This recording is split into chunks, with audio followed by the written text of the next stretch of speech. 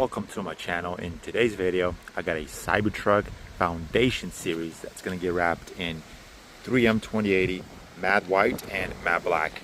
Everything on the bottom is going to be in the matte white, this line right here, and up is going to be matte black. On the rear side, this is going to be matte white, matte black, and then matte white.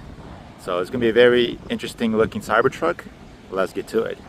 And there you guys have it, all complete. I'm gonna go over real quick showing you guys how I managed to pull this off and get some pretty straight lines on the sides. I will start with saying that I highly recommend using knifeless tape. So basically the way I did it was I used the knifeless tape to get the line on the white, and then I used again the knifeless tape and I wrapped the black over it, and then that's how I managed to get a really nice solid straight line. It isn't going to be 100% straight, but going to be much better than if you were to use a masking tape and, you know, basically eyeball it. So came out really nice. Honestly, it's not that hard. Anybody can pull this off.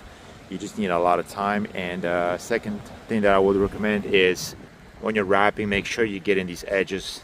Don't just cut on the sides right here. Make sure you get in there and then cut on the inside very carefully. That's what I did on all the edges, on the front, on the sides, on this part right here. As you guys can see, it's all black.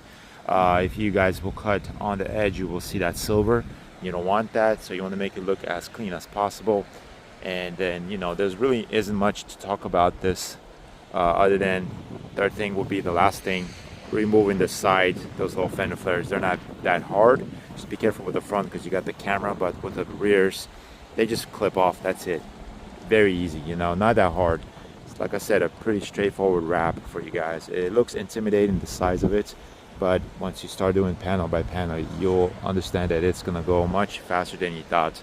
So that's it for this Cybertruck. Pretty straightforward video for you guys. I'll take you guys on this side so you guys can get a better look at it.